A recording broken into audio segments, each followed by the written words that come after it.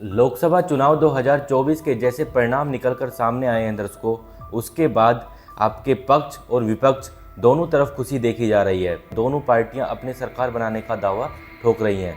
वैसे अगर सबसे बड़ी पार्टी बीजेपी बनकर उभरी है तो सबसे पहले सरकार बनाने का उनको ही मौका दिया जाएगा। लेकिन देश में ये एक बात तो ये साफ हो गई कि इस बार देश में एक परिवर्तन की लहर देखी गई और उस परिवर्तन की लहर में अच्छे बड़े बड़े नेता बह गए। आइए इस वीडियो में हम इसी बात पर चर्चा करते हैं कि इस परिवर्तन की लहर में कौन कौन बड़े नेता अपना चुनाव हार गए हैं और कौन कौन बड़े नेता अपना चुनाव बचाने में कामयाब रहे हैं।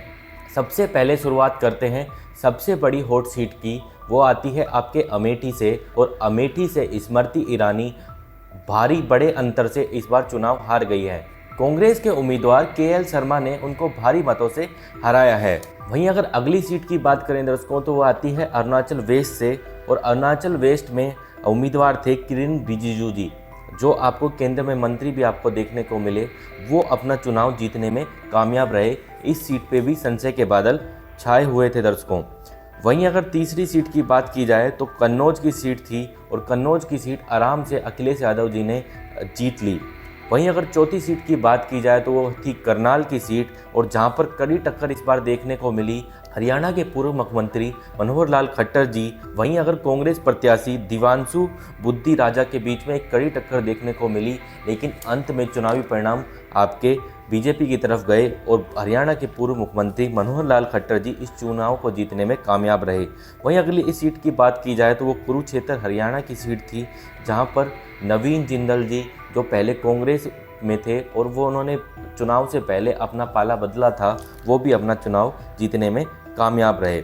वहीं अगर अगली सीट की बात की जाए दर्शकों तो वो है कृष्णानगर पश्चिम बंगाल की सीट और वहाँ पर एक बड़ा चेहरा महुआ मोइत्रा, जो आपने देखा होगा चुनाव से पहले काफ़ी सुर्खियों में रही आपके लोकसभा के डाटा लीक करने को लेकर, वो भी अपना चुनाव जीतने में इस बार कामयाब रही। इसके बाद सीट आती है लोकसभा स्पीकर ओम बिरला जी की और ओम बिरला जी को शायद ऐसा कोई होगा जो भारत में नहीं जानता होगा और ओम बिरला जी का चुनाव भी इस बार फंस चुका था और करीब सिर्फ 40,000 वोटों से वो इस बार भी जीतने में कामयाब रहे, यानी कि अपनी सीट बचाने में कामयाब हुए। वहीं अगर हम बढ़े दर्शकों आगे की तरफ तो वो सीट आती है आपके गांधीनगर से और गांधीनगर से अमित शाह जी आराम से जीतने में कामयाब हुए। उनका जो जीत का मार्जिन था वो भी बेहद अधिक था। वहीं अगर गुना उत्तर प्रदेश की बात की जाए तो और वहाँ से भी आपके बीजेपी के कद्दावर नेता जो पहले कांग्रेस में भी थे ज्योतिरादित्य सिंधिया जी आते हैं और वो भी भारी मतों से जीतने में कामयाब रहे।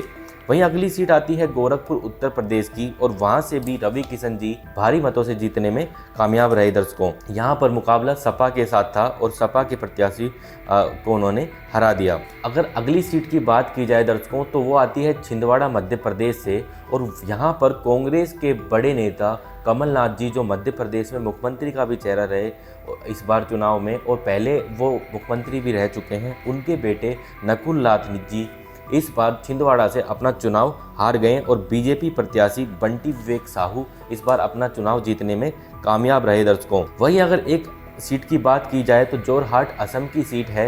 यहाँ से अगर बात की जाए तो गौरव गोगोई जी वापस से अपना चुनाव जीतने में कामयाब रहे हैं दर्शकों। वहीं अगर अगली सीट की बात करी जाए तो ये सीट भी काफ़ी हॉट सीट है और ये आती है दर्शकों डायमंड हार्बर से, जो पश्चिम बंगाल में सीट थी और यहाँ पर ममता बनर्जी के भतीजे जो कहीं ना कहीं उनके उत्तराधिकारी भी माने जा रहे हैं, अभिषेक बनर्जी उम्मीदवार थे और अभिषेक बनर्जी आराम से जीतने में कामयाब रहे। उन्होंने बीजेपी उम्मीदवार को यहाँ पर हराया दर्शकों। वहीं अगर अगली सीट की बात की जाए तो वो आती है चंडीगढ़ से और दर्शकों चंडीगढ़ की सीट के लिए हमने लगातार आपको भविष्यवाणी की थी, आपको हमने अमेठी की सीट के लिए भी बताया था और ऐसी ही हमारी भविष्यवाणी सटीक साबित होते हुए ये हुआ कि इस बार ये सीट आपके इंडिया गठबंधन जीतने में कामयाब रहा। यहाँ पर उम्मीदवार थे कांग्रेस की तरफ से मनीष तिवारी जी, वो अपना चुनाव जीतने में कामयाब रहे। मनीष तिवारी जी कांग्रेस के एक बहुत बड़े नेता हैं, इन्होंने भी अपना चुनाव निकाल लिया। इन सीटों के लिए हमने पहले से ही भविष्यवाणी कर दी थी और वो भविष्यवाणी हमारी भी सटीक साबित हुई। अगली सीट आती है आपके नागपुर से और नागपुर महाराष्ट्र से अगर जो उम्मीदवार की बात करूं तो वो थे नितिन गडकरी जी, जो आपको सड़कों को बनाने के लिए अभी देश में विख्यात हैं। नितिन गडकरी जी अपना चुनाव जीतने में कामयाब रहे हैं, और पर इस बार उनका भी मार्जिन जीत का कम हुआ है। नई दिल्ली की एक सीट थी जहां पर ये भी हॉट सीट बन गई, क्योंकि यहां पर आपके पूर्व विदेश मंत्री सुषमा स्वराज जी की पुत्री बांसुरी स्वराज जी खड़ी थी उम्मीदवार, और वो वहाँ पर अगर आम आदमी पार्टी के उम्मीदवार ने सीधी टक्कर दे रहा था, वो था सोमनाथ भारती जी, और वो आराम से उनको हराने में कामयाब रही और बांसुरी स्वराज जी ने इस बार अपना चुनाव जीत लिया। वहीं दर्शकों, एक सीट आती है नॉर्थ ईस्ट दिल्ली की, वहाँ पर जो सीधी टक्कर थी मनोज तिवारी वर्सेस कन्हैया कुमार जी की, तो सीधा सीधा इनमें कड़ा मुकाबला देखा जा रहा था, लेकिन जो रिजल्ट्स निकल कर सामने आए उनमें मनोज तिवारी जी आराम से अपना चुनाव जीतने में दर्शकों कामयाब रहे। अगली सीट आती है दर्शकों पाटलिपुत्र की, और पाटलिपुत्र में आपके मीसा भारती उम्मीदवार थी आरजेडी की तरफ से। यह वही उम्मीदवार है जिन्होंने अभी लालू यादव जी को अपनी किडनी भी दी है। तो मीसा भारती उम्मीदवार थी, और बीजेपी से जो उम्मीदवार था उनको यहाँ पर वो हराने में कामयाब रही दर्शकों। वहीं अगर अगली सीट की बात करें तो वो आती है बिहार से ही, पटना साहिब की वो सीट थी, और रविशंकर प्रसाद जी इस सीट को जीतने में कामयाब रहे दर्शकों। वहीं अगर अगली सीट की बात करी जाए तो वो थी पुरी की सीट, और पुरी में उम्मीदवार थे संबित पात्रा जी, और संबित पात्रा जी भी अपना चुनाव जीतने में कामयाब रहे दर्शकों। वहीं अगर हम अगली सीट की तरफ बढ़ें तो वो काफ़ी कंट्रोवर्शियल रही चुनाव से पहले, वो थी पूर्णिया बिहार की सीट, और पूर्णिया से आपके पप्पू यादव जी पहले कांग्रेस में शामिल हुए, उसके बाद कांग्रेस ने उनको टिकट नहीं दिया, जिसके बाद वो निर्दलीय चुनाव लड़ने का उन्होंने फैसला किया, और निर्दलीय चुनाव लड़ते हुए उन्होंने अपनी सीट जीतने में कामयाब हुए हैं दर्शकों। ये काफ़ी हॉट सीट थी और उनके लिए नाक की बात हो गई थी। अपने सभी विरोधियों को जिन्होंने ये उनको टिकट देने का नहीं फैसला किया, उनके करारा जवाब दिया है इस जीत के माध्यम से। अगली सीट आती है दर्शकों बाड़मेर से, और बाड़मेर में इस बार आपके कांग्रेस वर्सेज एक निर्दलीय उम्मीदवार थे रविंदर सिंह भाटी, जिसकी चर्चा आपने सोशल मीडिया से लेकर मीडिया पे काफ़ी सुनी होगी। सोशल मीडिया तो उनको लगातार विजेता बता रहा था, लेकिन हम आपको लगातार बता रहे थे कि कांग्रेस इस सीट से इस बार विजय होने वाली है, और वैसे ही आंकड़े निकल कर आए दर्शकों। बाड़मेर राजस्थान की सीट से आपके उमेदा राम बेनीवाल जी जीतने में कामयाब रहे। वहीं अगर अगले सीट की बात की जाए तो वो आती है जम्मू कश्मीर से, और जम्मू कश्मीर में अगर बारामूला की ये सीट है, और यहाँ पर उमर अब्दुल्ला जो उम्मीदवार थे, आपने काफ़ी उनको देखा होगा, वो इस बार अपना चुनाव एक निर्दलीय प्रत्याशी से हार गए हैं, यानी कि ये एक बहुत बड़ी उनके लिए हार है।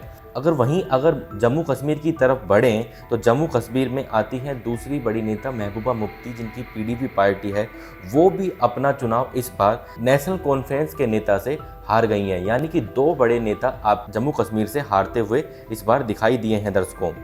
वहीं दर्शकों एक बहुत चौंकाने वाला आंकड़ा निकल कर आ रहा है, जो आपके बहरामपुर पश्चिम बंगाल से है, और पश्चिम बंगाल से और जो उम्मीदवार थे वो क्रिकेटर यूसुफ पठान थे, और वो जिसके अगेंस्ट में खड़े थे वो कांग्रेस में जो अभी लोकसभा में जो विपक्ष के नेता थे उनके खिलाफ चुनाव लड़ रहे थे, और यूसुफ पठान जी अधीर रंजन चौधरी जी को हराने में कामयाब रहे, और यूसुफ पठान जी टीएमसी की तरफ से इस बार जीतने में कामयाब हुए, और अधीर रंजन चौधरी जी को अब की बार शिकस्त का सामना करना पड़ा है इस सीट से दर्शकों। तो ये काफ़ी चौंकाने वाले आंकड़े निकल कर आए हैं।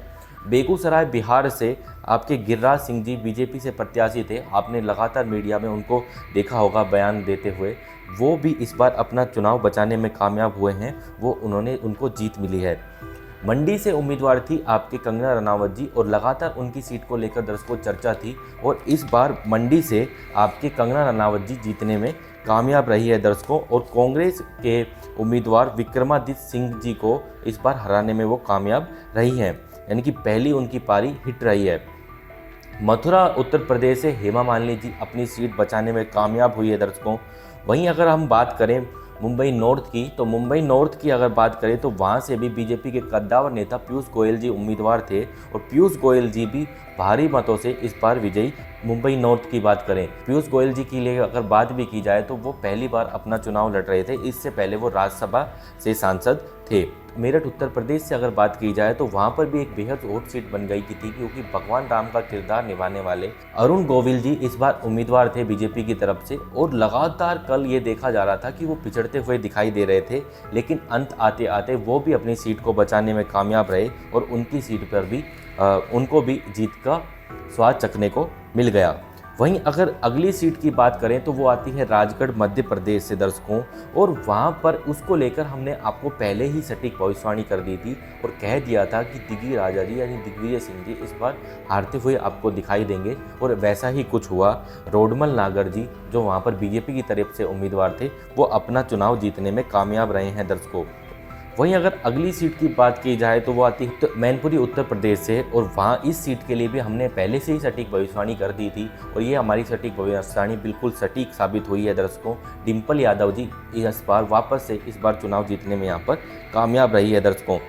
वहीं अगर अगली सीट की बात करें तो रायबरेली की सीट आती है। रायबरेली से अगर सबसे बड़े चेहरे की बात की जाए तो वो राहुल गांधी जी आते हैं, और राहुल गांधी जी के लिए भी हमने पहले से ही सटीक भविष्यवाणी कर दी थी, और राहुल गांधी जी भारी मतों से इस बार वहां से जीत कर आ रहे हैं दर्शकों। करीब उनका मत प्रतिशत 3 लाख से भी अधिक है दर्शकों। तो ये इसकी भविष्यवाणी भी हमने पहले ही कर दी थी और हमने बताया था कि इस बार आराम से आपको रायबरेली से राहुल गांधी जी जीतते हुए दिखाई देंगे। अगली सीट आती है दर्शकों लखनऊ की, और लखनऊ में इस बार चुनाव फंस गया था, हमने भी आपको बताया था दर्शकों, और इस बार उस चुनाव को फंसे हुए चुनाव को राजनाथ सिंह जी बचाने में तो कामयाब रहे, लेकिन उनका मार्जिन 70,000 तक ही आ गया दर्शकों। तो यानी कि राजनाथ सिंह यहाँ से जीत तो गए, लेकिन सपा प्रत्याशी ने उनको कड़ी टक्कर दी है इस बार लखनऊ में दर्शकों। वहीं अगर अगली सीट की बात करें दर्शकों वो तो आती है वायनाड केरल से, और केरल से इस बार उम्मीदवार थे वापस से राहुल गांधी जी, और राहुल गांधी जी भी इस बार वायनाड से भी भारी मतों से जीतने में कामयाब रहे हैं दर्शकों। वहीं अगर अगली सीट की बात की जाए तो वो आती है विदिशा मध्य प्रदेश से। यहाँ पर अगर बात की जाए तो मध्य प्रदेश के पूर्व मुख्यमंत्री शिवराज सिंह चौहान जी उम्मीदवार थे, और वो भी भारी मतों से आपके जीतने में कामयाब रहे हैं दर्शकों।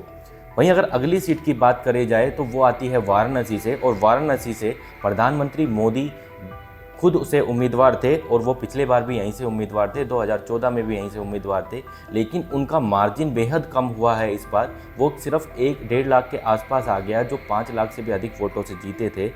वो जीतने में तो कामयाब हुए, लेकिन उनका चुनाव फंसता हुआ दिखाई दिया दर्शकों। वहीं अगर अगली सीट की बात करें तो वो आती है संबलपुर उड़ीसा से, और यहाँ पर जो केंद्रीय मंत्री थे धर्मेंद्र प्रधान जी जीतने में कामयाब रहे दर्शकों। वहीं अगर सारण बिहार की बात करें तो वहाँ पर राजीव प्रताप रूडी जी जो लगातार पीछे चल रहे थे शुरुआत में, लेकिन अंत में जीतने में कामयाब रहे हैं दर्शकों, और उन्होंने यानी कि लालू जी की पुत्री को उन्होंने हराने में वो कामयाब रहे हैं। अगली सीट आती है जिसने सबको चौंका दिया, वो थी सुल्तानपुर की सीट, और वहाँ पर मेनका गांधी जी इस बार अपना चुनाव हार गई है दर्शकों। यानी कि साफ साफ है कि सपा उम्मीदवार ने उनको वहाँ से शिकस्त का सामना करना पड़ा है। वहीं अगर अगली सीट की बात करें दर्शकों तो वो आती है हासन कर्नाटका से, और इस बार ये काफ़ी सुर्खियों में बनी रही क्योंकि प्रज्वल रमन्ना का मामला पूरे देश में उठा, और यहाँ पर अगर जेडीएस के उम्मीदवार थे, आपके एनडीए के साथ गठबंधन में ये पार्टी थी, लेकिन वो अपना चुनाव हारने में कामयाब रहे, और कांग्रेस प्रत्याशी ने उनको अपना चुनाव हरा दिया है दर्शकों। अगली सीट आती है हमीरपुर हिमाचल प्रदेश से, और हमीरपुर हिमाचल प्रदेश से बात करें तो केंद्रीय मंत्री अनुराग ठाकुर जी आते हैं, और वो वहाँ से अपना चुनाव जीतने में कामयाब रहे दर्शकों। अगली सीट आती है हैदराबाद से, और हैदराबाद से असुद्दीन ओवैसी जी उम्मीदवार थे, और ओवैसी जी अपना चुनाव जीतने में कामयाब रहे हैं दर्शकों। वहीं अगर मैं अंतिम सीट की बात करूं तो वो आती है केरल से। केरल में बीजेपी का इस बार कमल खिल गया है, जैसे कि प्रधानमंत्री मोदी ने कल अपने स्पीच में भी कहा, और इस बार उन्होंने जिस उम्मीदवार को हराया है वो वहाँ पे कांग्रेस के उम्मीदवार थे शशि थरूर जी। उनको हराते हुए आपके राजीव चंद्रशेखर जी जो वहाँ पर बीजेपी की तरफ से उम्मीदवार थे, उनको जीत हासिल हुई है, और केरल में उनका कमल खिल चुका है। तो दर्शकों ये थे आपकी ऐसी हॉट सीट जहाँ पर कुछ उम्मीदवारों को हार का सामना करना पड़ा तो कुछ उम्मीदवारों को जीत के सामना करना पड़ा। यानी कि देश में जो परिवर्तन की लहर दिखाई दे रही थी, उस परिवर्तन की लहर में बड़े बड़े नेता आपके बहते दिखे, चाहे वो आपके एनडीए से थे या फिर इंडिया गठबंधन से, वो उनको हार का सामना करते हुए आपने देखा। हमने अभी आपको बताया कि विभिन्न भविष्यवाणियाँ जो हमने आपके चुनाव के बीच में की थी, हमारी कैसे सटीक साबित हुई हैं दर्शकों इन सीटों पर। अभी के लिए इस वीडियो में इतना ही। अगर आपको ये वीडियो पसंद आया हो तो वीडियो को लाइक कीजिएगा। अगर आपको हमारा काम पसंद आ रहा है तो चैनल को सब्सक्राइब कीजिए, और बेल आइकन को जो साथ में लगा है उसको दबा लीजिए। साथ ही अभी के लिए इस वीडियो में इतना ही, फिर मिलेंगे आपको किसी अन्य वीडियो के साथ। तब तक के लिए जय हिंद, जय भारत।